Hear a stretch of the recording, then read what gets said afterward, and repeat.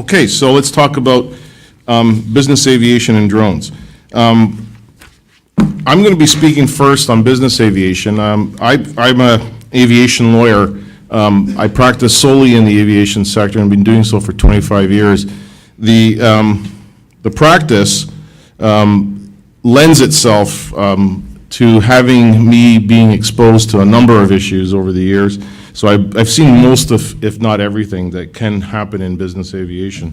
And when I say business aviation, I talk about corporate jets, whether it be for high net worth individuals, corporations, for companies that transport people from various business locations across North America and internationally. I'm going to do about a 20-minute presentation. I'm going to ask that you ask your questions at the end of my presentation. I'll leave about 7 to 10 minutes to do so, and then Catherine will take over on 1:30 on drones because they're very distinct topics, but both in the aviation sector. If you have any more questions at that time on either topic, we can take them either after the presentation or by email or phone.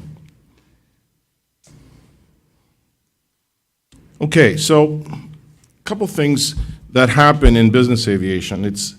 I've seen it a million times. Corporations or individuals want to buy a jet. They've spoken to their accountant or their CFO and said, this is how we're going to structure it from a tax perspective, and we're going to buy it and we're going to register it in Canada or the US, most commonly in Canada. And it's not that simple, unfortunately, and it's a very complicated area, and you have to look at how you're going to use the aircraft, what you're going to do with it, who's going to use it, who's going to pay for it, what type of activities are you going to use it for in terms of personal use or business use, and then you got to decide where you're going to base it. All these considerations are very important because there are regulations that kind of dictate what you can do and what you can't do. And unfortunately, a lot of corporations and individuals get excited about the fact they're getting this aircraft and just more concerned about the tax structure as opposed to the regulatory structure and what I call the use patterns and negate a lot of considerations which later impacts their use of that aircraft. So my objective today is to highlight to you some of those considerations. They're very complex and confusing, so I apologize if I'm kind of rambling and don't make any sense, but I can explain them. There's many times a tug of war between the various considerations, so you have to make a decision what's more important to the company, what works economically for the company. So there's a general rule, both in Canada and the US and globally for that matter, that in order to register an aircraft in a various jurisdiction, you have to be a Canadian, for example, in Canada, to register an aircraft here. And likewise in the US. However, there are exceptions. In the US, Canadians can register an aircraft in the US through what they call a non-citizen US trust, which means Canadian corporation, Canadian individual can hire a Wells Fargo or Bank of Utah as a corporate trustee, register the aircraft in the US, and they, as a result, will have an N-registered aircraft. In Canada, unfortunately, Americans can't do that. They have to be a Canadian. However, there is an exception in Canada that says if 60% of your flights that initiate and end in Canada, then you can be a foreigner corporation that can register an aircraft in Canada. So there's exceptions on both sides of the border. So this is why you have to look at your structure. The US, if you have an N-registered, US-registered aircraft, allows you to easily become a private operator without much investment. All you have to do basically is hire a certified US pilot and you can operate this aircraft. It's really simple in the US. On the other hand, in Canada, if you're operating a C-registered aircraft, you have to comply with very complex rules that we have in Canada regarding private operations. Canada is one of the most prescriptive jurisdictions in the world when it comes to regulating private aircraft. So, so there's a balancing act here as to what you're going to use the aircraft for and what you want to do. In Canada, you can't typically, you have to decide, first of all, whether or not you want to do private or commercial operations. Private means only the company itself or the owner of that aircraft, and its affiliated companies can use that aircraft. If it's a related company, i.e. there's no ownership connection, they cannot use the aircraft unless they charter it, which means a commercial operation. A lot of people want to charter the aircraft to obtain some revenue on that aircraft in order to defer some of the costs. So you have to look at whether or not you're going to be a private or commercial operation. Maybe the decision that you want to be private is because you don't want anybody to use that aircraft other than your own company and your affiliated companies, and that's fine. But if you want related companies to use the aircraft, they're going to have to charter it because they're not entitled to use it legally under a private operation. So these are things that you have to sit down with someone like myself and say, what are we going to do? What do we want to use it for before we structure it? Because most of the time I see the structure is set up and then you say, well, this is not going to work for us, and we have to go backwards and try to fix it. If you're going to be operating commercially or privately in Canada, unless you make the investment to have your own flight department, which means your own mechanics, engineers drafting your own manuals, et cetera, then you're going to have to hire a company that will operate the aircraft for you, and there's a number of them at Pearson that do that. There's also a rule in Canada that doesn't exist in the US, and it's called the 90-day rule. All I'm going to say about this rule is that it's been around since late 80s, mid 80s. It's been rarely enforced, and the rule is this. If you're operating a private aircraft, which means not commercially, not for hire, in Canada that's foreign registered, that aircraft cannot be here for more than 90 days a year. So what that means, it can't, as soon as you land in Toronto, for example, that counts as 1 day, even if you're here for 1 hour. So if you're a corporate jet owner, let's say you're a big corporation in the US, and you have a lot of business in Canada, and you fly to Toronto in and out more than 90 days, and when I say fly in and out, come in, drop people off, and leave, and you're operating privately, if you've done that 90 times a year within the 12-month period, that's it. You're not allowed to do it anymore. Now, that's the rule. Has it been enforced in the last 20-something years, 30 years? No, it hasn't been enforced, but it's recently being enforced by Transport Canada. So if you're coming to Canada with an unregistered or foreign registered aircraft from any other jurisdiction, you can't be in this jurisdiction for more than 90 days. And obviously, if you hangar that aircraft in Canada, that's going to be problematic.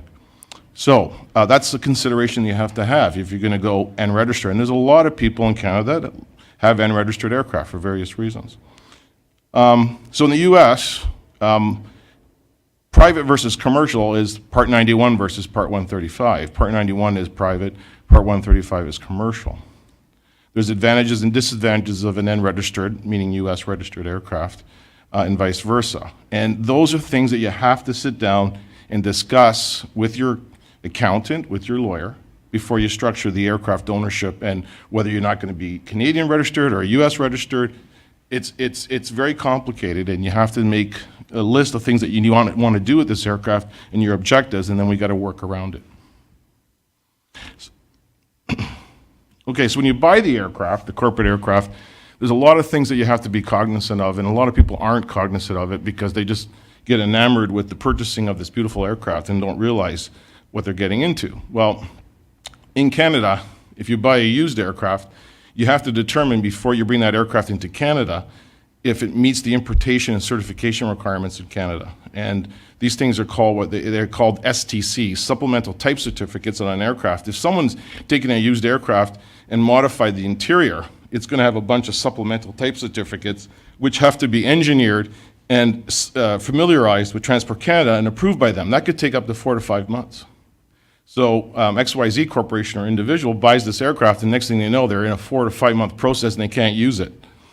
And they're not very happy. So that's something you got to look at before you buy this aircraft. Even if you're buying it new from the manufacturer, you're going to want to negotiate in the contract that it's going to have to meet the Canadian certification requirements and importation requirements. Other considerations about buying aircraft. If you buy an aircraft in the US, it's relatively easy versus Europe or the Far East. In those circumstances, There can be many lien issues, deregistration issues, and also eligibility for importation into Canada. I always say that, you know, you may get a great deal on price from an aircraft in Europe or in the Far East, but you're going to pay for it in legals when you have 3, 4, 5 different law firms looking for liens and deregistering the aircraft in the end of the day. Because to do it right, if you buy an aircraft in Europe, you're going to make sure that there's no potential liens either in the jurisdiction where it's operated, where it's owned, et cetera, et cetera. And I've done a number of deals in Europe where we've had to hire multiple lawyers in different jurisdictions to make sure that the aircraft was clean in terms of liens. And that, you know, sometimes 4 to 5 different jurisdictions. But you have to do it, because if you don't, then there's no guarantee that the aircraft doesn't have a lien. Those are bigger issues for the owner. Okay, and then tax and importation issues. Again, this is a very important. Like I said, I'm just highlighting the major issues here. I can spend hours on each one of these. When you close an aircraft, you could be hit for double taxes. You're going to pay taxes when you come to Canada. That's for sure. The government's waiting for you. They're waiting at the border, and the Custom Border Services Agency is the one that enforces that. As soon as that aircraft comes in, they go, oh, new aircraft, we're going to collect. If it's commercial, they collect 5% of the value. If it's private, they collect 13% in Ontario. Okay, now do you get it back? Yes, it's an input tax credit. But where you close it is important. You want to close in a tax-friendly jurisdiction. There's a number of them in the US. My favorites are Oregon, no taxes. New Hampshire, no taxes. Oregon, and there's one more, Montana. Okay? Problem is, there's not many facilities that can handle these closings in those jurisdictions. New Hampshire, Oregon's pretty good. So you need a facility where they can fuel the aircraft up, they can do an inspection, all that kind of stuff. So Oregon, those are the best. There's other ones that have what they call flyway exemptions. If you buy it and you get out within a certain period of time, you pay no tax. You miss it, the guy from Kansas City or Kansas, state of Kansas is waiting there to collect his taxes, and you don't get that back. So these are all things that you have to talk to me about and make sure that you're not going to get nailed for double taxes, both in Canada and in the US. The best place to close a plane, but the most impractical, is in international waters. It's done in the air, where we have agreements with the seller and the buyer, where the pilot goes on contract with the new owner at the time that we close in the middle of the airspace. It's not easy, but it can be done. When you come into Canada, you have to declare the aircraft. You declare it either as a private or a commercial aircraft, like I said, and you have to pay the GST or the full HST. Okay, so those are the high-level considerations that you got to think about. These are some new trending issues, in addition to the 90-day rule, which I mentioned, which it's something that I have in the past, I will admit, told clients of mine that the rule exists, and they've considered it and said, okay, thank you for letting me know. But it's never been enforced. But lately, like I said, the 90-day rule is being enforced by Transport Canada and is becoming a very important issue in Canada. There's also cabotage. Cabotage, now what that means is, it sounds like some kind of pirate thing, but it's not that glamorous. Cabotage is a restriction on your movement of an aircraft in a foreign jurisdiction. Let's define it as that. And there's 2 different types in Canada that confuse you even more. There's what they call economic cabotage. And I'll give you the really simple example, and everybody can associate with this. When you fly American Airlines to go to New York and back, I think all of you have probably gone to New York and back at some point in your life. If you haven't, you should. Best time is December when the tree gets lit. Just, some travel advice. You know that the American Airlines plane comes to Toronto. It doesn't go to Calgary to bring people from Toronto to Calgary. It goes New York, Toronto, and that's it. That's because foreign registered aircraft are not permitted to fly within a foreign jurisdiction. We protect our business within Canada. Only WestJet, Air Canada, Air Transat, all those other wonderful airlines that we have are allowed to fly within Canada. And likewise, those aircraft, when they go to the US, can't fly within the US. They can't take business away from the US carriers. And that's what they call economic cabotage. However, there's an exception. Our sports teams, well, they got to go play their games, right? They got their little corporate jet with 50 seats for all the players and the management and all those guys, and they got to go from Vancouver to Calgary, Calgary to Edmonton, Edmonton to Montreal, and then come to Toronto and lose, of course. And, they need to move around, but they're chartered and they're commercial, and that's economic cabotage. So our government allows them, by way of exemption, to fly within Canada and commit economic cabotage for our sports teams. And likewise, the Americans allow the Canadian carriers to do that for the sports teams, okay? But generally, you cannot do that. So if you offer your aircraft for commercial hire, you can't move within the country. It's not permitted. The other type of cabotage is private aircraft. So now this is customs tax cabotage. When I buy an aircraft and I come to Canada, I'm going to register the aircraft in Canada. I can do what I want in Canada, whether I operate commercially, that's economic cabotage, or privately. I'm allowed to do whatever I want. But if I'm a foreign registered aircraft and I come to Canada, if it's operated privately, the general rule is you can do what you want, but in Canada, there's a memorandum buried in the Canada Border Services Agency's papers called Memorandum D2-1-1, and it deals with corporate aircraft. It says, you corporate jet coming in from the US that's operated privately, you can fly within Canada, but only if you're picking up people for the purposes of going to the same meeting. You just can't pick up a president to give him a lift to Vancouver. Can't do that. In the US, you can. The Canadian guys can do whatever they want.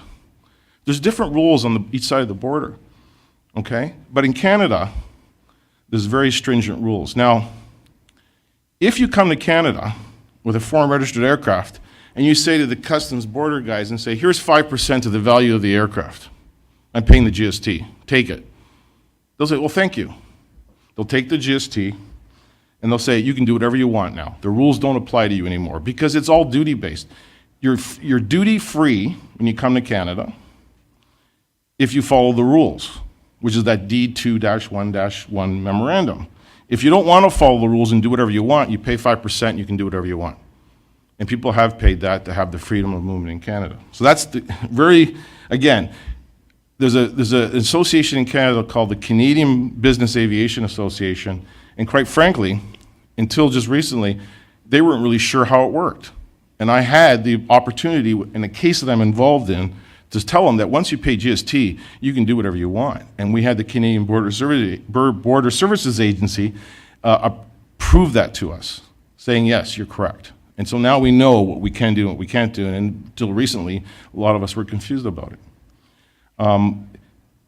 So those are the two types of cabotage. I'm going to finish up quickly here. I'm sorry, Catherine. I only have about 7 minutes for questions.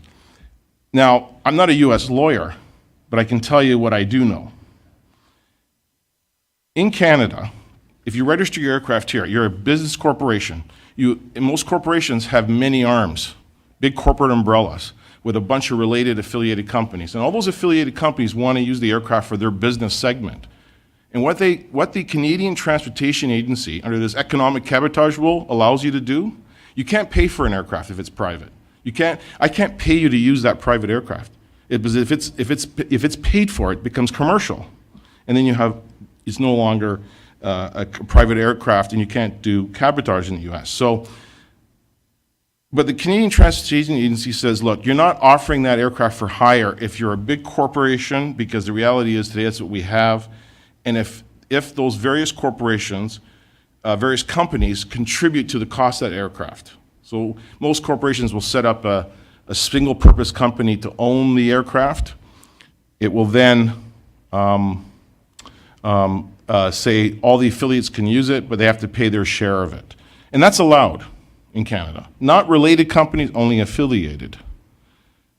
The problem is, and a lot of people don't know this, if you go to the US and you want to go from New York to Miami, Miami to Los Angeles with this Canadian privately registered aircraft, that's permissible. But the US says, but if you're paying compensation amongst the companies, it becomes cabotage.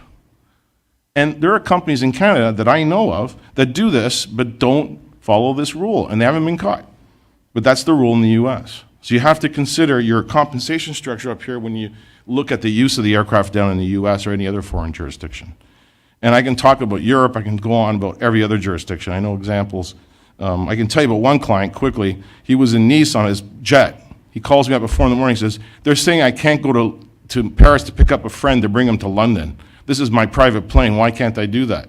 Because in Europe, if you hire a management company to operate your plane, they consider that commercial, and you cannot do that. It becomes cabotage. And in London, there is a risk they will detain the aircraft and charge you 20% tax. He did it notwithstanding. He wasn't caught. So these are various obscure rules that exist. They need to be aware of them. You can take the risks, but you need to be aware of the rules. Okay, so that's it for me. I've got 8 minutes for questions, if there are any. Now, the live stream people, there's a 25-second delay, so your questions, please submit them online, and the wonderful students will submit them to me. No questions? Yes, Michelle. There are no central registry for verifying whether there's a yang on an airplane or not? A yay, meaning, sorry? A yang. Central A lien? registry. A lien? Yes. Yeah. Yes, of course there yang is. is French, by the way. Yeah, oh, sorry. Sorry. There is. It's called the Cape Town Convention. It's under the International Registry. However, that only works for liens that were registered when the Cape Town Convention was adopted by that jurisdiction from that date forward. It only applies to the countries that have adopted and enacted the Cape Town Convention. Canada is one, US is another. So, but the Cape Town Convention, as wonderful as it is, and the great idea that it is, really only works as an additional layer of registration. So, for example, our laws in Canada haven't said, for example, if I'm acting for a bank and I'm doing a financing on a business jet, which I do, I act for various banks, and they say, what do we need to do to protect our security interests? Well, the law in Canada is you have to register under the Cape Town Convention at the International Registry, which we do. But the law that enacted this in Canada doesn't say that once you do that, you don't have to do anything else. We still have to, if the conflict rules for security interest perfection requires registration in Quebec or Ontario or Alberta, wherever it is, we still have to do it, and we do it. So like, that's why I'm saying it's an additional layer. So if my client's purchasing an aircraft that's operated out of the UK, I will do, and there's no Cape Town in the UK. It's getting enacted, but it hasn't been enacted until just recently, or going to be. I still have to do searches that are conventional in the UK, whether it be a PPSA type of system. I just hire the Denton's guys in London, and they just tell me. And every jurisdiction is different. You know, in US, the US has the FAA, the UCC, and Cape Town. They got 3 different levels of registrations. We have 2 here. We have PPSA and Cape Town. Some jurisdictions only have 1. Some have none. So it's a jurisdiction by jurisdiction thing, and when you get outside of North America, it becomes trickier. And then people own an aircraft through a UK company, but then operate it out of a Geneva airport, which means I have to do search, and then they register it as a Maltese aircraft, which is what I've done. I had to do searches in Malta, Geneva, Switzerland, and the UK to tell this client I've covered, I think, everything that I need to cover. And even then, there could be people that have put liens on or tried to put liens on in other jurisdictions for unpaid mechanical work like done on the aircraft or unpaid fuel, et cetera, et cetera. So it's not a perfect science. So it gets complicated. Any other questions? Okay, Steve, we have any online ones? No. No online questions. Okay, so that's it on business aviation. Let me end by saying this, that it is something that is quite complex. I think if you're looking at structuring your ownership of a corporate jet or looking at the existing structure, it's good to talk to not only your accountants but your aviation lawyer to say, this is what I'm intending to do with it, this is what I want to do with it, these are our objectives, what do I need to know is the question for me about what I'm doing and what are my restrictions. And there's no perfect world in this business, and there's going to be restrictions that you may either can live with or you can't live with, and you're just going to have to decide what works best for the company or the individual. Okay? Thank you. Catherine? everyone. So changing pace to smaller aircraft. I'll start with a question. Do any of the companies that you work for currently have a drone? Oh, there's a couple. That's great. And are others looking to invest in drones? Okay. So as you probably know, as some of you have drones, the regulations are constantly changing. In Canada, we've been playing catch-up for a number of years just to try and get some regulations out there that deal with this new world in a comprehensive way. So what I'll speak on today is I'll just touch on the current regulations. I'll touch on the current regulations, but they're only going to be in force for another few months, so I'll spend the bulk of the time on the proposed amended regulations. I'll touch on insurance, whether it's necessary. A spoiler, yes, it definitely is necessary. And touch on how your company can start to use drones, and I'll try to tailor that to someone who might already have a drone and may already have a system in place for it. So the current framework, in a very broad way,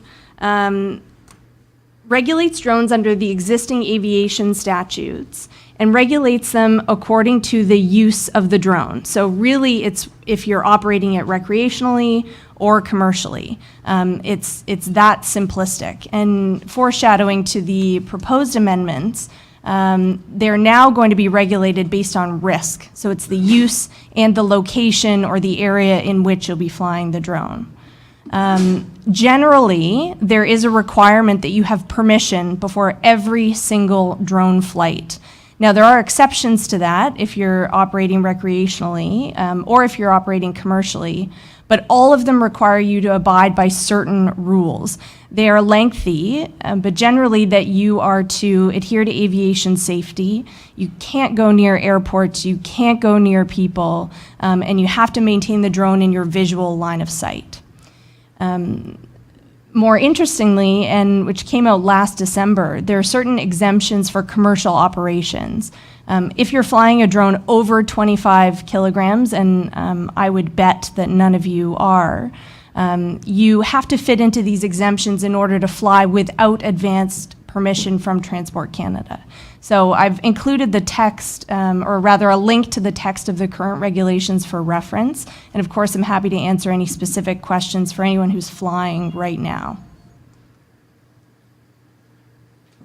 So as I already mentioned, the amended regulations will be coming into force shortly, and there's 4 key changes in my view. I'll go through these briefly, but I'll be spending time on the first one, that operations will be regulated based on the risk of the aircraft, and that's as opposed to the use of the aircraft. Pilot knowledge and licensing requirements will be formalized. As of now, they are not. The regulations require a pilot to have certain basic knowledge that's somewhat equivalent to the pilot's license for fixed aircraft, but there's no hard and fast rule or training that a pilot has to have. Special Flight Operations Certificates, or SFOCs, are being eliminated, which is a huge deal both for Transport Canada and for companies using drones. This is essentially that advance permission that sets out the parameters of a flight. You will not any longer have to apply to transport prior to taking off. And then as well, for commercial purposes, the drones that can be flown must be Transport Canada compliant. And as of right now, there are only about 12 drones that actually are compliant, and only a few of them are manufactured in Canada, which is somewhat shocking, as we generally tend to be protectionist. But anyway, after the new regulations come in, you will have to fly a compliant drone in order to avoid this more heavily regimented regulatory process. So on the regulation based on risk, instead of the 2 recreational commercial categories, we'll now have 5 categories. And the new regulations deal with the 3 in the middle that are highlighted in purple. There won't be specific regulations for really small or micro drones, and the BVLOS, or large drones over 25 kilograms, are going to get their own set of regulations that I expect will come out in the next couple of years and will be quite strict. BVLOS is beyond visual line of sight. So that's operations conducted where the drone pilot cannot physically see the drone. The three categories, again, are arranged according to weight, but you see the last two also arranged according to where the drone is being flown. So these new rules will allow flight near buildings and near people, but you will have to adhere to more strict regulatory requirements.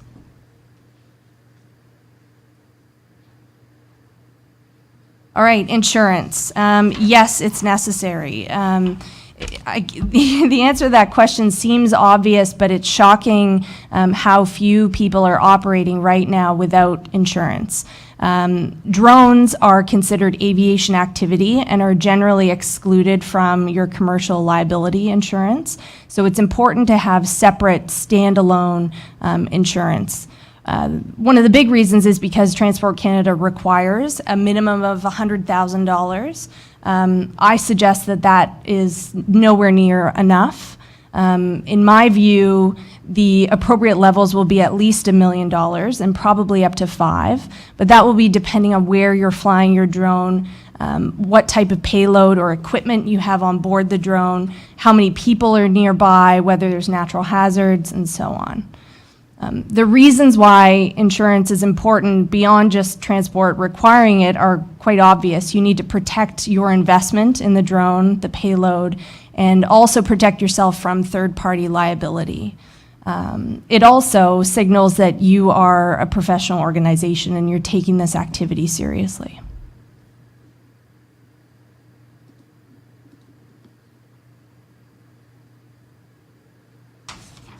And then the last basic point that I'll speak on is how can you start using drones now? And the ingredients are really quite simple, but I suggest that it is more complicated than that.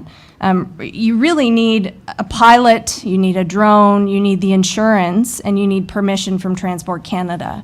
But actually operating a drone and having all of the policies and procedures in place that will ensure for the safe operation and ensure the company's protected in the event of an incident are much more rigorous. So I suggest that the analysis that should be done is whether a flight department should be set up at your company for the drone or whether a contractor should be hired to provide those services. Carlo touched on the necessity of a flight department, but really what that means is that you have trained pilots on staff who know the machinery that you're using, who have kept up with their recurrency training, who are aware of the technological changes. You need pilots who are aware of the spaces you're flying in, that are able to read NOTAMs or notices to airmen so they know where they can and cannot fly. Emergency policies and procedures need to be in place. In the event of an incident, you can demonstrate that you took all reasonable steps to ensure that an accident wouldn't happen. And that's ultimately in defending yourself in a lawsuit later. So all of these points come down to whether it's really cost effective to have your own fleet or your own drone. Technology is advancing so quickly that a drone a year old is essentially obsolete. And as drones become more and more capable, you're better able to inspect wind turbines, to survey the roof of a manufacturing facility. You're just so much more able to complete these tasks for your business effectively with more current technology.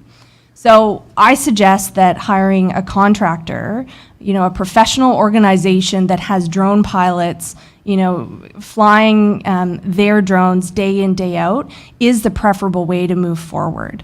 If your company is intent on having a flight department, then there are also consultants that, in conjunction with a lawyer, can help you set up that flight department, can provide training to the pilots who are flying the drones, and so on. Now, all of this is to ensure that you're protected in the event of an incident. I'm sure you may have heard of the recent incident in Quebec City where a drone came in contact with a commercial plane. And fortunately, there were no injuries, and it was a small plane, but this is a sign of things to come. Companies will be under scrutiny from Transport Canada that they are taking the steps necessary to ensure safe drone flight. And I would suggest you want to be on the right side of that. So, questions?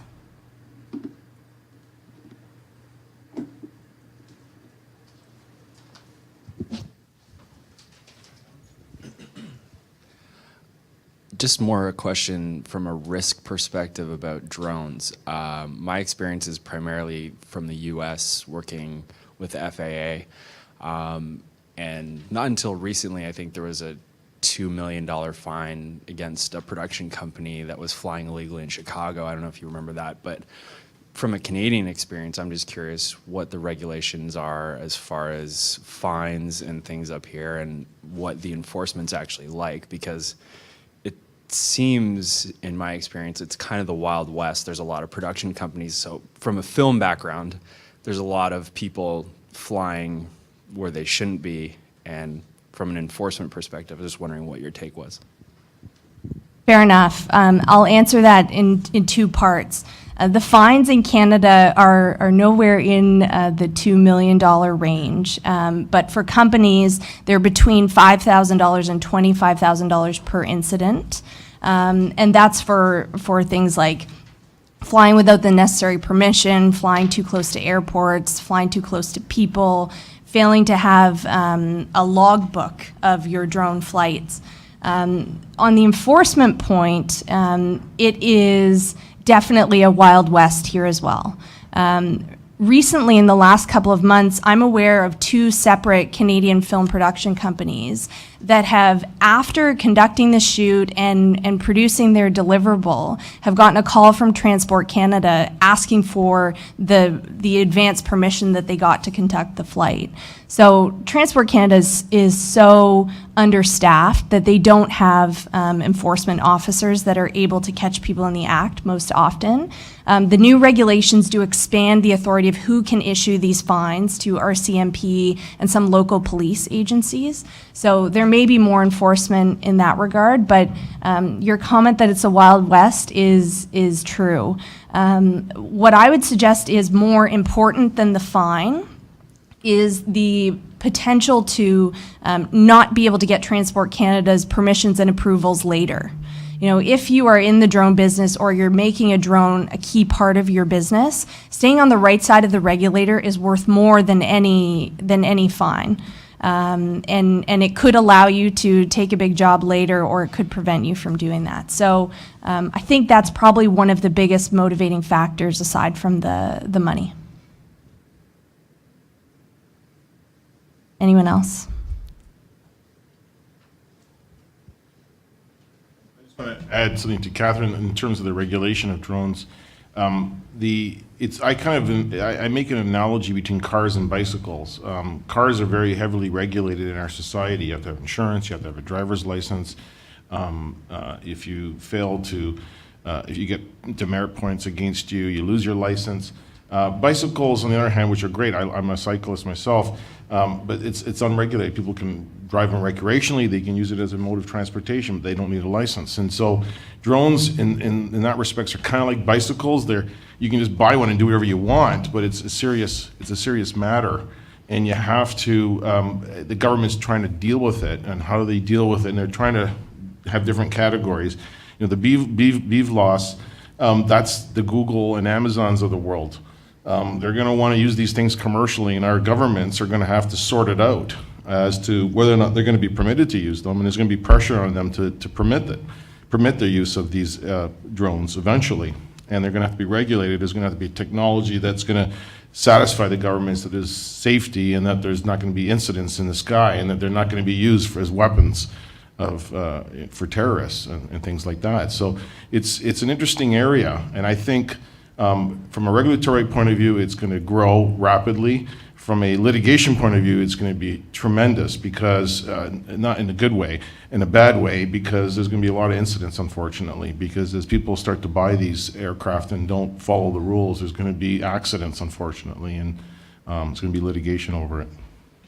I'll just make one final point arising from that. The other thing that we haven't even had time to touch on is who owns the data, the information, and the photographs that are captured by these drones. If you have your own drone in-house and you are taking surveying data, it's quite clear that you as a company own that. But as soon as you start subcontracting this kind of work, you're bringing someone into the fold, in a very intimate way of your company's data. So non-disclosure agreements are key when engaging a subcontractor.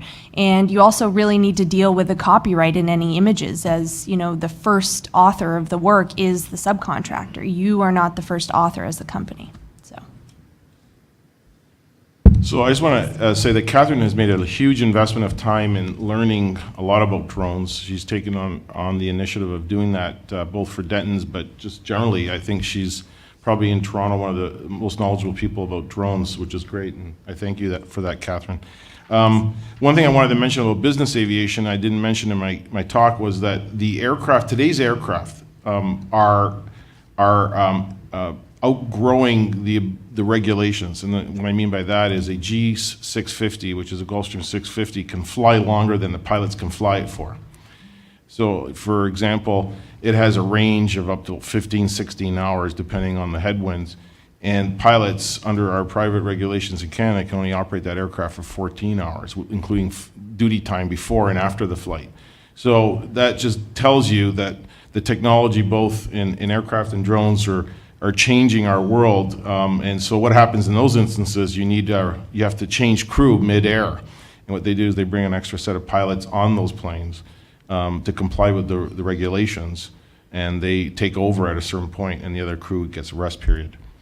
So there's compartments for those crew to sleep.